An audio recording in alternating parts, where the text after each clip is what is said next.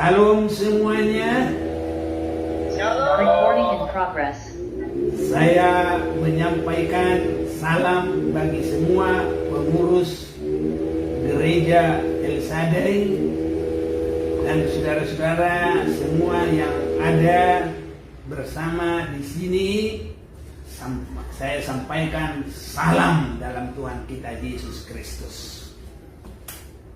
Saya akan berbagi firman Tuhan tentang kebebasan. Nah, kalau kita bicara kebebasan, langsung pemikiran kita, terlebih saudara-saudara, supaya cepat keluar dari lapas ini. Amin. Dengar nggak ya? Nah, ya baik. Tetapi sebelum ke situ, tapi kita tes dulu. Suaranya bagus enggak? Suara saya? Jelas Pak, bagus. Oke. Ya, baik. Jadi sebelum kepada kebebasan secara fisik ini, ada hal yang harus diperhatikan. Dan itulah yang kita akan lihat dari firman Tuhan. Nah, ingat ya, saya bacakan ini Kolose pasal 2 ayat 20. Apabila kamu telah mati bersama-sama dengan Kristus dan bebas dari roh-roh dunia. Nah, sampai di sini saya baca. Jadi kebebasan yang benar-benar dikehendaki oleh Tuhan adalah kebebasan dari roh-roh dunia. Bahkan kalau sudah bebas dari roh-roh dunia, bisa saja menyusul bebas murni, bebas fisik, atau mungkin bebas dengan jaminan, ya mana-mana saja.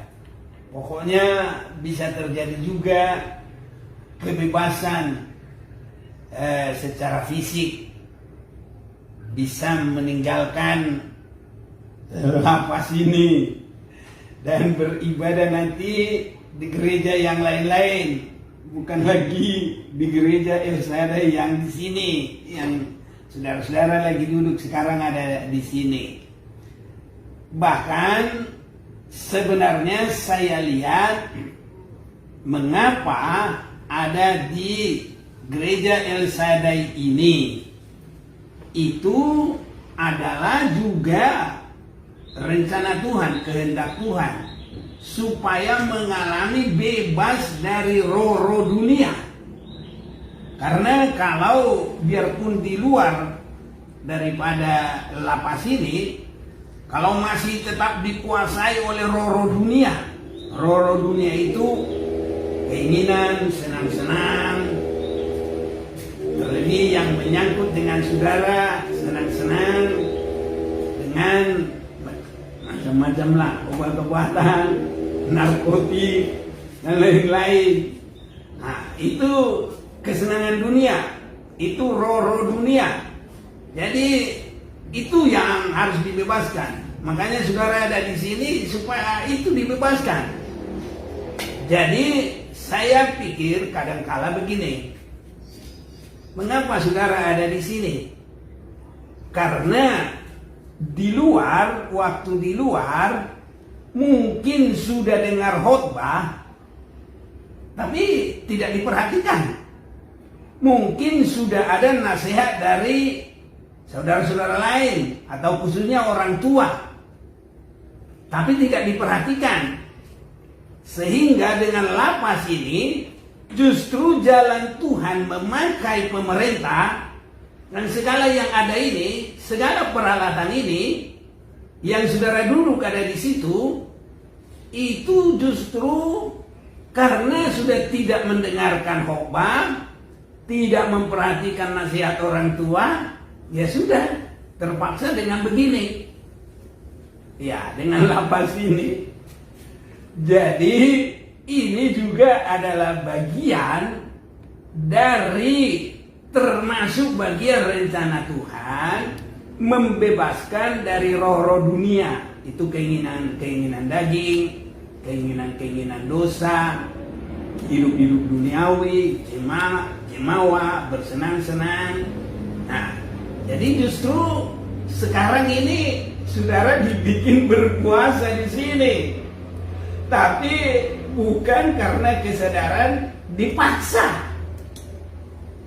Nah, jadi kalau di sini saudara berbuat baik dan cepat sadar, minta ampun kepada Tuhan, meninggalkan semua dosa-dosa, kesenangan-kesenangan dunia, roh-roh dunia, saya yakin justru Tuhan El Shaddai itu, ini kan gereja El Shaddai, Allah Maha Kuasa, itu bisa justru membebaskan secara fisik, bisa secara jaminan, tapi bisa juga langsung bebas murni tanpa syarat. Kalau sudah bebas dulu dari roh-roh kedagingan, keduniawian, roh-roh dosa, tapi kalau itu belum dibebaskan, saudara pun nanti di luar dimasukin lagi. Itu sebabnya kebebasan itu bukan yang terutama bebas dari lapas. Tapi Kolose pasal 2 ini, apabila kamu telah mati bersama-sama dengan Kristus dan bebas dari roh-roh dunia. Ini yang harus terjadi. Bebas dari roh-roh dunia. Jadi biar semua kita sepakat, ini pengalaman ini bukan satu kehukuman, tapi untuk menjadi pembersih, penyuci kehidupan, supaya bebas dari roh-roh dunia. Itu dosa, kesenangan dunia, cemawa, kemauan sendiri, senang-senang duniawi, ya berbuat kemauan sendiri bukan kehendak Tuhan.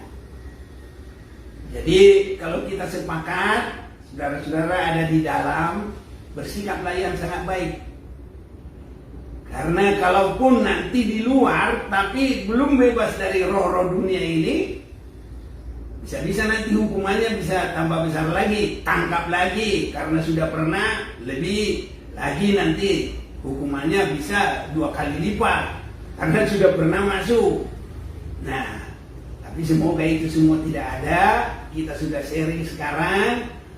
Jangan saudara anggap ini sebagai manusia, tapi manusia menyampaikan pesan Tuhan kepada saudara semua. Kalau sudah bebas dari roh-roh dunia, mudah bagi Tuhan untuk menghentar saudara kepada kebebasan sempurna di luar. Boleh beribadah dengan baik, boleh berusaha dengan baik, boleh ketemu dengan yang kita kangenin, siapa aja yang kita kangenin, ya ketemu semuanya, ya apa saja yang kita sukai boleh makan, mungkin bakso urat, mungkin onde-onde, mungkin teh tarik atau apa saja yang saudara mau, ya. Tapi harus ada dulu pembebasan dari roh-roh dunia. Itu roh-roh kedagingan, roh-roh dosa, roh-roh kesenangan dunia. Itu. Jadi kalau sudah bebas dari situ, kita menjadi manusia rohani. Untuk mewujudkan itu, Yesus sendiri rela terbelenggu. Karena lawan ataupun bertolak belakang dengan kebebasan adalah terbelenggu. Jadi Yesus sudah rela terbelenggu. Nah, kita terbelenggu atau saudara, ya itu tadi. Sebenarnya di luar sana ada dulu pemberitahuan supaya jangan sampai ke sini. Tapi karena ya sesuatu hal harus sampai ke sini. Jadi ada juga andil kita di situ, nggak mau mendengar, nggak memperhatikan, nggak menurut. Nah, jadi kalau Yesus dalam Matius Injil Yohanes pasal 18 ayat 12. Nah, Yohanes 18 ya, ayat 12. Ya, boleh. Ibu Gembala ini baca ini. Yohanes 18 ayat 12. Maka pasukan prajurit serta perwiranya dan penjaga-penjaga yang disuruh orang Yahudi itu menangkap Yesus dan membelenggu dia. Ya, jadi Yesus juga pernah dibelenggu. Dibelenggu itu, ya itu sudah mendekati kepada dipenjara istilahnya. Kalau sekarang kan diperhalus jadi lembaga pemasyarakatan, ya. Tapi di belenggu itu juga ya sama aja di situ, diikat, di penjara. Nah, jadi sampai kepada mati tersalib, bukan karena perbuatannya, tapi adalah karena dosa-dosa kita, dosa-dosa dunia. Yesus rela terbelenggu. Contoh ini sangat penting bagi saudara semuanya. Yesus masuk dalam belenggu itu sampai kepada mati. Satu, tidak ada perlawanan, tidak ada membantah. Di situ dia dikumpul dengan orang yang berdosa, orang yang bersalah, dijuljuta. Waktu sebelum itu dia dihina, dia diolok. Segala apapun dia alami, ditampar, diludahi. Satu pun tidak ada perbantahan membuat sesuatu yang berlawanan kepada hukum, berlawanan kepada orang. Itu Yesus dibelenggu. Jadi contoh untuk itu, saudara semuanya, kalaupun masuk di sini, anggaplah ini penyucian bagi diri kita. Jangan ada satu perbuatan yang tidak menyejukkan. Entah kita ada kekurangan, tapi kalau Yesus tidak ada kesalahan, tidak ada dosa. Imam Kayafas, dia selidik tidak ada, sampai dia berkata, aku tidak dapati kekurangan, tidak dapati kesalahan orang ini. Ya, tapi Yesus tetap dibelenggu, bahkan sampai disalib. Jadi itu pembuktian kalau dia tidak ada roh dikuasai roh kedagingan. Dia bebas dari situ. Dia bebas dari roh-roh dunia. Jadi saudara-saudara, kalau merebut itu, Kolose 2 tadi, bebas dari roh-roh dunia, tidak mustahil. Allah El Shaddai. Setiap saudara masuk di gereja ini, El Shaddai, ingat itu. Allah Maha Kuasa, dia berkuasa, membebaskan, sempurna. Kira-kira saudara percaya enggak? Amin. Lambaikan tangan kalau percaya. Haleluya. Tuhan memberkati. Cepat nanti bisa keluar. Bagi Tuhan tidak ada yang mustahil. Tapi itu harus bebas dari segala roh-roh dunia. Makanya saudara di sini ada ibadah-ibadah, banyak ibadah-ibadah, dengar firman. Dan nanti kalau sudah di luar, cari gereja setia. Kalau itu sudah ada dalam hidup kita, Tuhan berkuasa menolong. Bagi Tuhan tidak ada yang mustahil. Jadi pengalaman ini adalah sampai membawa kita bebas. Dan tunjukkanlah beberapa waktu di sini. Tinggal untuk menunjukkan itu. Tadi kan kita menyanyi oleh kesaksian. Oh, apa tadi nyanyi kita? Oleh darah anak domba, oleh kesaksian kita. Tunjukkan kesaksian di lapas ini. Jangan karena manusia, tunjukkan karena Tuhan. Supaya Tuhan yang membela, Tuhan yang buka jalan. Sebab kalau Tuhan yang buka jalan, tidak ada seorang bisa menutup. Benar, bebas. Baru bebas, benar. Bagi Tuhan tidak ada yang mustahil. Nah, jadi Yesus sendiri terbelenggu. Dan di dalam dia terbelenggu semua kesaksian yang baik. Itu yang mengalahkan iblis. Jadi iblis dalam segala kejahatan itu, tapi Yesus menunjukkan kebaikan. Dibelenggu tetap menunjukkan kebaikan. Dan di dalam detik-detik napas terakhir, dia berdoa, Bapa, ampunilah mereka. Ini kesaksian Yesus dibelenggu.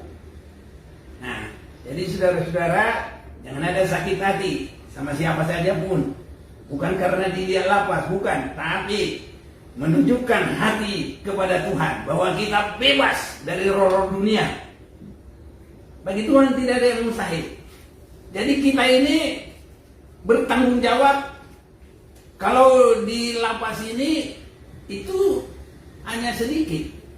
Tapi kalau kita bertanggung jawab kepada Tuhan, nah Tuhan yang lebih berkuasa.